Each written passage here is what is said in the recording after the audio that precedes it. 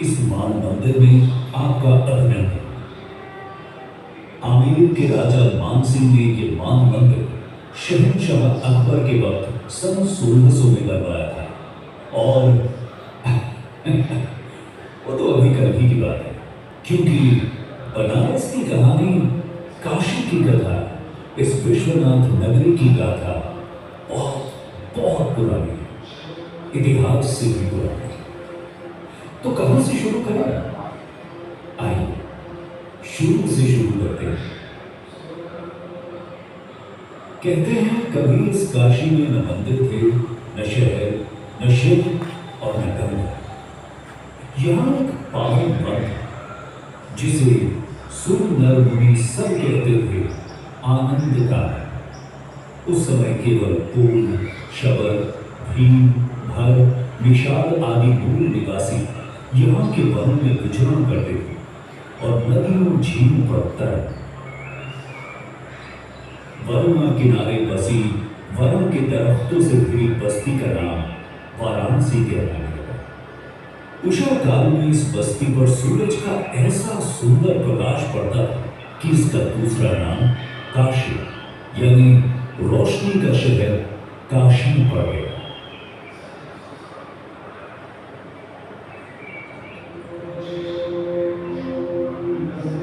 माना जाता है कि कैलाश के हिमालय में वास करने वाले शिव शंकर भोलेनाथ पार्वती से विवाह के बाद यही घर बसा गए और स्वयं गृहस्थी में बनकर अविमुक्तेश्वर कहलाने लगे। अब भोलेनाथ ने काशी को अपने त्रिशूल पर धारण कर लिया। फिर इक्ष्वाकु वंश के राजा भगीरथ के तप से जब गंगा स्वर्ग से धरती पर उतरी तो शिव जी ने उन्हें अपनी जटाओं में धारण कर लिया।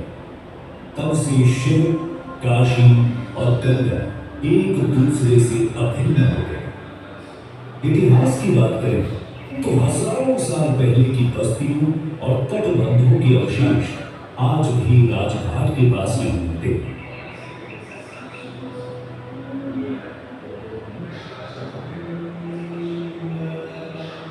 जैन ग्रंथों के अनुसार ईसा से 800 साल पूर्व यही जैन तीर्थंकर पार्श्वनाथ जी ने जन्म लिया था।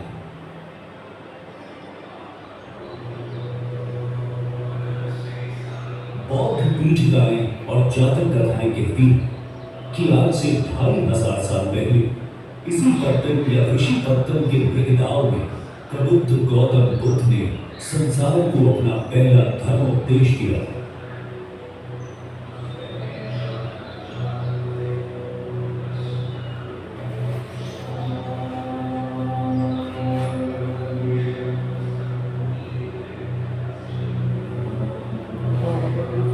बुद्ध के अनुयायी मौर्य सम्राट अशोक ने 250 ईसा पूर्व उसी स्थान सारनाथ में धमेक स्तूप की स्थापना की और अशोक स्तंभ और नाथ का निर्माण किया।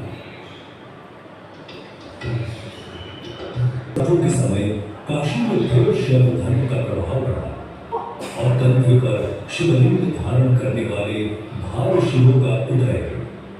उन्हीं भार शिव भक्तों ने 10 अश्वमेध यज्ञ करके जहां स्नान किया, उसी घाट का नाम दशाश्वमेध पड़ा। उसी समय सुदूर चीन से बुद्ध का अनुयायी फारयान, वाराणसी और ऋषिपत्तन आए और उसके 2 सदी बाद हुए थे।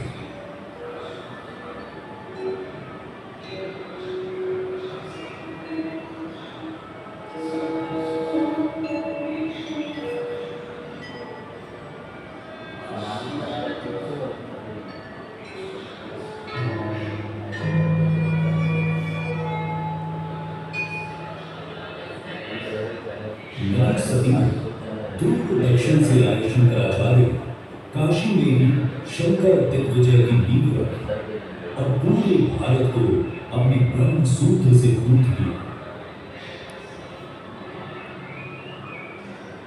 12वीं सदी में गढ़वाल नरेश गोविंद चंद के शासनकाल में काशी में व्यापार, कला और ज्ञानार्जन के क्षेत्र में कमाल की तरक्की। गंगा के जलमार्ग से होने वाले व्यापार में इसे मध्य युग का सबसे बड़ा व्यावसायिक केंद्र बना दिया था। ऐसे फलते फूलते शहर को नजर रखना लाजमी है। 12वीं सदी के अंत में बनारस पर मोहम्मद गौरी और उनके उत्तराधिकारी कुतुबुद्दीन ऐबक ने हमला किया। फिर सिकंदर लोधी की हुकूमत के वक्त काशी के तमाम मंदिरों का ध्वंस कर दिया।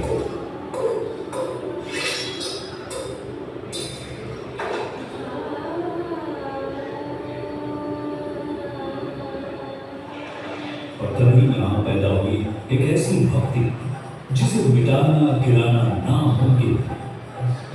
संत कबीर की वाणी से फूट निकली एक ऐसी भक्ति धारा जिसमें नहाने कभी गुरु नानक देव काशी आए, तो कभी भक्त सूरदास, तो कभी चैतन्य महाप्रभु, कभी संत, कभी एकनाथ, तो कभी मीरा।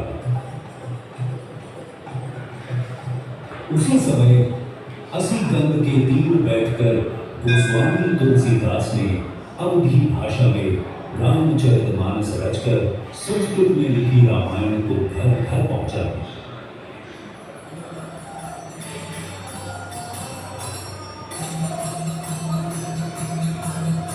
तारा शिवों ने तो यही 150 पंडितों से तमाम उपनिषदों को समझा और उनका फारसी में तर्जुमा किया।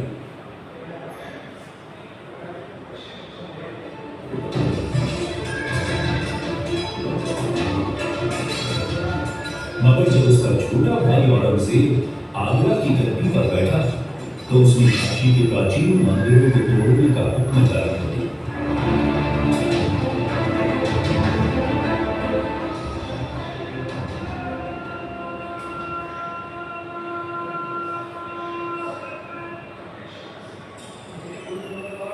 किंतु मुगल साम्राज्य जल्द ही बिखरने लगा और ईस्ट इंडिया कंपनी का वर्चस्व पूरे हिंदुस्तान पर छाया। सन 1781 में वॉरेन हेस्टिंग्स ने बनारस को बाकायदा कंपनी का हिस्सा बनाया। पर अंग्रेजों का चढ़ता सूरज भी काशी के चंद्रमा की चमक फीकी नहीं कर पाया। जयपुर के सवाई जयसिंह ने वेदशाला बनवाया और काशी राजा ने रामनगर में शाही किले का निर्माण करवाया।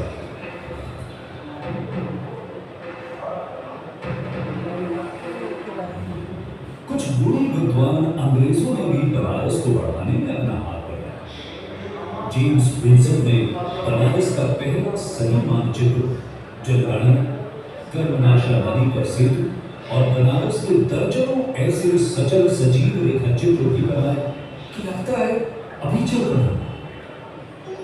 अंग्रेज राज सुख साज लियो सब भारी, पैदल विदेश चलो जात ये भारी।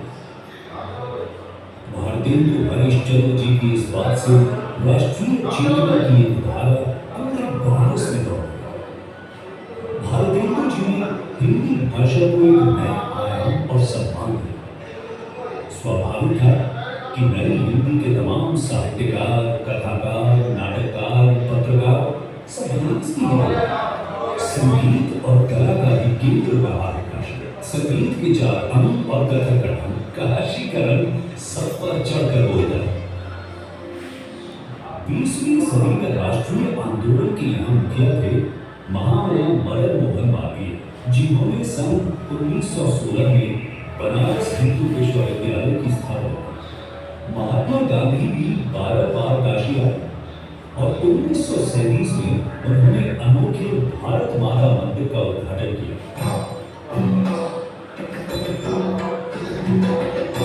गंगा यहाँ केवल नदी नहीं, कहते हैं यहाँ मरने, इस महाशमशान में दाह होने और गंगा में प्रवाहित होने से मोक्ष मिल जाता है।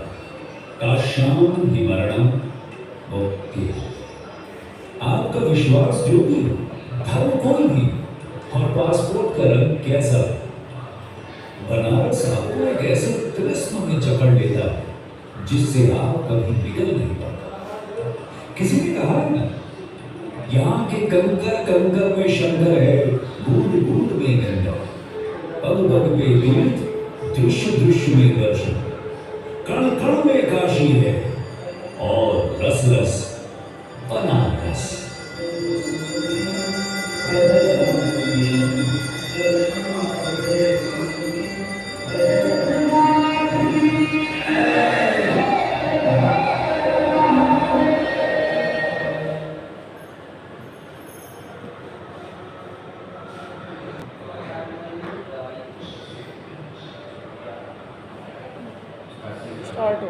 केवल चमत्कार ही बचा है।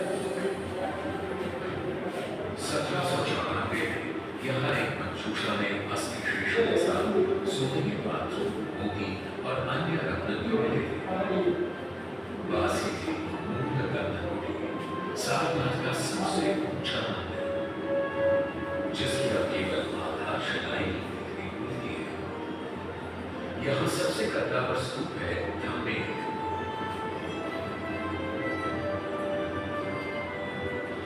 नीचे चुनाव के बलुआ पत्थरों और ऊपर पकी ईंटों से बने स्तूप पर उठेरी हुई कलियां, फूल, पत्ते, लताएं, हंस, अश्व, हाथी और मनुष्याकृतियां दिखती ही होती है। चारों ओर बनियानों में कभी बुद्ध की मूर्तियां सजी रहती थी। परिसर से जरा दूर है चौखंडी स्तूप। गया से आने पर यही बुद्ध अपने 5 पुराने शिष्यों से मिले थे। ऊपर की अष्टभुजी बुर्जी हुमायूं के यहाँ पनाह पाने की शुक्राने के तौर पर शहंशाह अकबर ने 1588 में बनवाई थी, किंतु सम्राट अशोक की अनुभव दृष्टि और अद्भुत निर्माण कला को देखने आपको जाना पड़ेगा सारनाथ संग्रहालय। चौमुखी सिंह शीर्ष दर्पण से चमकते अशोक स्तंभ के अवशेष, छत्रधारी बोधिसत्व और संसार की सबसे सुंदर मूर्तियों में से एक धम्मचक्र प्रवर्तन बुद्ध समेत अन्य प्रतिमाओं और भग्नावशेषों में यहाँ मौर्यकालीन भारत जीवित दिखता है।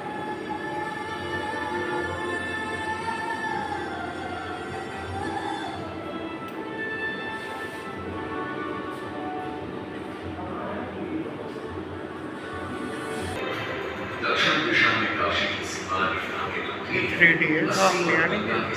तो फोन में तो साफ आ रहा है। इसके बिल्कुल बगल में बना तुलसी घाट कभी 80 का ही हिस्सा था। यहीं गोस्वामी तुलसीदास ने रामचरितमानस की रचना की, पर लिखते लिखते उनके हाथ अब बाबू रूप से कविहीन हो गए। फिर एक सुबह स्वयं पवन सुत हनुमान उनके सामने आ खड़े हुए और उन्हें रोग मुक्त कर दिया। गोस्वामी जी ने तुरंत हनुमान जी को एक नया नाम दे दिया, संकट मोचन। ठीक वहीं खड़ा है संकट मोचन मंदिर। यहाँ होने वाले संगीत समारोह में देश भर के उत्कृष्ट कलाकार भाग लेते हैं और शहर बनारस के हिंदू मुसलमान इस मंदिर में आकर हनुमान जी की आरती और संगीत महाभारती की सुरीली गंगा में जमकर नहाते हैं।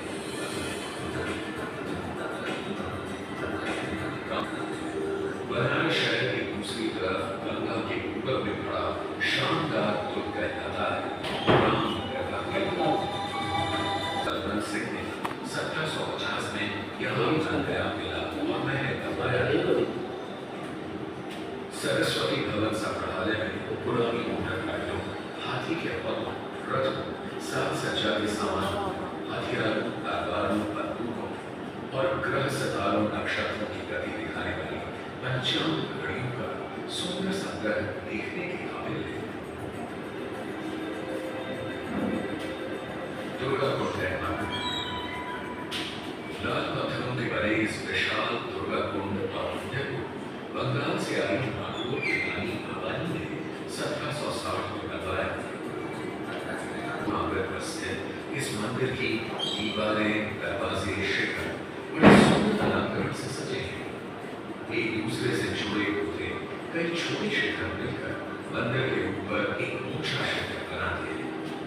गर्भगृह के ठीक नीचे की ओर स्थित है सोपानों से गहरा उतरता हुआ, जिसमें झिलमिलाते लाल मंदिर का प्रतिबिंब मन को ही लाल कर देता है और कुंड का जल महिषासुर मर्दिनी की रक्त रंजक खड्ग से नहाना नजर आता है। बनारस के हर पुराने चित्र में गंगा से उभरती एक शानदार मस्जिद और उसकी दो मीनारें जरूर दिखती है। ये है पंचगंगा घाट के ऊपर बनी आलमगीर मस्जिद। औरंगजेब ने इसे सन 1669 में बनवाया था। विशाल चबूतरे पर बनी इस मस्जिद के 3 शानदार गुंबद देखते ही बनते हैं, मगर इसकी 2 यादगार मीनारें अब यादों में ही रह गई हैं।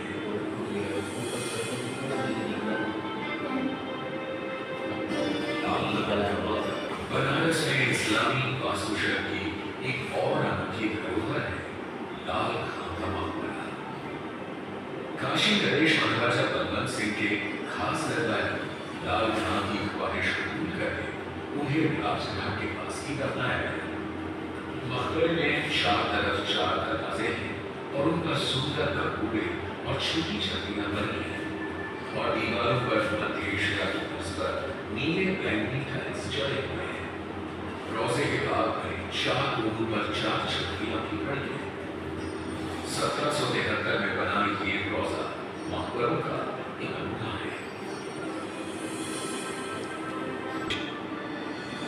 20वीं सदी के बनारस में ज्ञानार्जन का एक और अद्भुत केंद्र स्थापित हुआ, काशी हिंदू विश्वविद्यालय। पंडित मदन मोहन मालवीय जी का मानना था भारत के करोड़ों प्यारे गरीबों को केवल विज्ञान और ज्ञान ही पा सकता है। इसी उद्देश्य से 1911 में श्रीमती एनी बेसेंट से मिलकर उन्होंने एक महान विश्वविद्यालय स्थापित करने का प्रण किया। काशी नरेश ने 80 के दक्षिण में 5.5 वर्ग किलोमीटर की जगह पूरी दी गई। पैसों के लिए मालवीय जी ने राजों रजवाड़ों उद्योगपतियों को गीता प्रवचन देकर 50 लाख रुपयों की रकम जमा की। सन 1916 में पीएचडी की आधारशिला रखी गई। आज 60 छात्रावासों, 140 विभागों विषय और लगभग 30,000 छात्रों वाला यह परिसर एशिया का सबसे बड़ा रिहायशी विश्वविद्यालय है। अपने अंतिम दिनों में महामना ने यहाँ एक नया काशी विश्वनाथ मंदिर भी बनवाया। यहाँ आने वाले शिव के साथ महामना की प्रणाम करते हैं।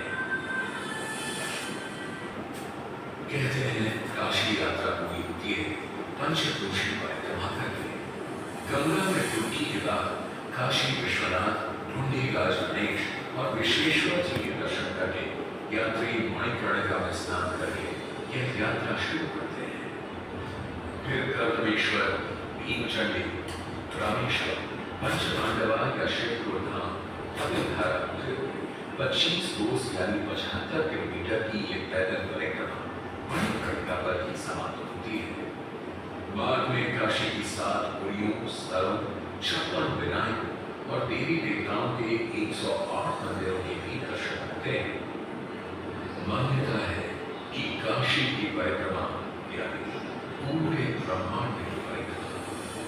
तो अब जब आपने कम से कम डिजिटल सारे ब्रह्मांड की परिक्रमा कर ही ली है, आगे चलते हैं काशी को और करीब से देखने, जानने, पहचानने। वही धार्मिक लोग कहते हैं धरती में शिव के त्रिशूल पर स्थित है काशी, जहाँ एक शूल पर केदार विश्वेश्वर वाराणसी के साथ।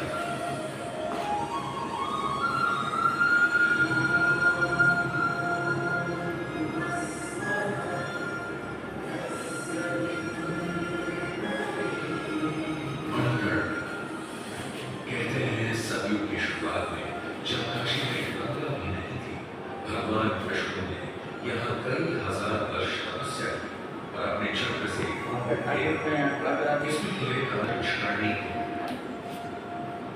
एक बार स्नान करते समय शिव जी की मुनि और पार्वती का प्राण इस कुंड में गिरने से इसका नया रूप पड़ गया, मणिकर्णिका। तभी से विष्णु, शिव, पार्वती तीनों से जुड़ा है मणिकर्णिका। वैष्णव, शाक्त तीनों संप्रदायों में शुभ, मंगल, मोक्षदायी माना जाता है। बनारस में सबसे पहले पक्का किया जाने वाला था मणिकर्णिका ही था। काशी विश्वनाथ को हिंदुओं की आस्था का केंद्र बिंदु कहा जा सकता है। ये मंदिर मनुष्य के जन्म, मृत्यु, पुनर्जन्म के चक्र की तरह 1000 साल में जाने कितनी बार बना, गिरा और फिर बना है। आज सूर्योदय से पहले की मंगल आरती से लेकर रात की अंतिम आरती तक हजारों शिव भक्त यहाँ ओम नमः शिवाय और हर हर महादेव की पुकार लगाए आगे जाके देखते रहते हैं। महारानी अहिल्याबाई होलकर के बनवाए इस नवीनतम विश्वनाथ मंदिर में विश्वनाथ जी के लिंग के अलावा ओंकारेश्वर, वैकुंठेश्वर, कुबेरेश्वर और विघ्नेश्वर के मंदिर है। मंदिर के सुंदर शिखर के साथ मुख्य मंदिर के ऊपर पंजाब केसरी राजा रणजीत सिंह जी ने सोने से प्रभाकर बनारस को भी एक स्वर्ण मंदिर दे दिया। राजघाट वो जगह है जहाँ बनारस के इतिहास की प्राचीन है और पुरातन आधारशिला आज भी 1939 में बनारस रेलवे स्टेशन के विस्तार के लिए हुई खुदाई के बाद यहाँ अचानक 800 ईसा पूर्व के सिक्के मूर्तियां और खिलौने मिलने शुरू हो गए। अब तो बनारस हिंदू विश्वविद्यालय और भारतीय पुरातत्व विभाग के तत्वावधान में कई वर्षों चली खुदाई में यहाँ पुराने दीवारों के अलावा बुद्धवंश, गोसावी, हेनरी, मगध, शोक और कुशाण शासनकाल की मुद्राएं, सिक्के, रणनीति, खिलौने, बर्तन और मणिके आदि प्रचुर संख्या में मिले। राजघाट के उत्खनन शोध सर्वेक्षणों में काशी के इतिहास के लगभग 2000 ईसा पूर्व तक के साक्ष्य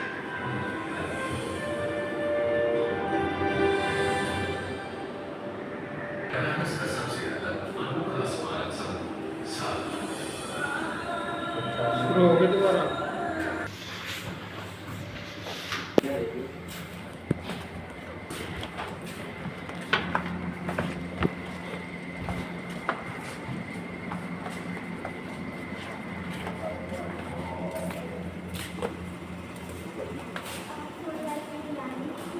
इंडियंस के लिए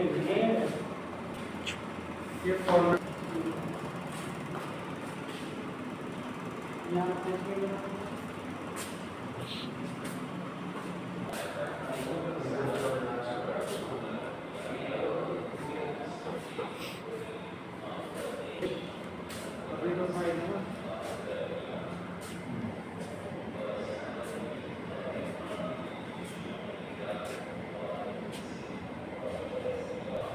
स्कूल टच के पेंट कर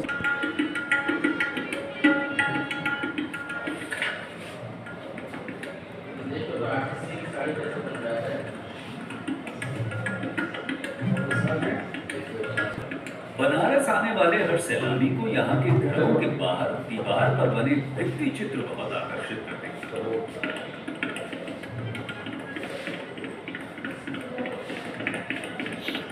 कहीं दूल्हा दुल्हन तो कहीं हाथी घोड़े, मोर धोते और गौरी गणेश आदि के रंग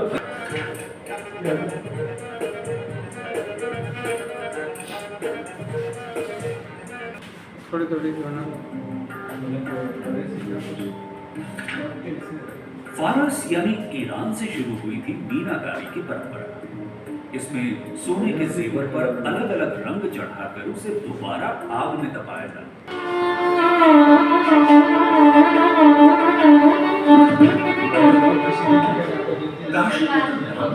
काशी या कांसा धातु है।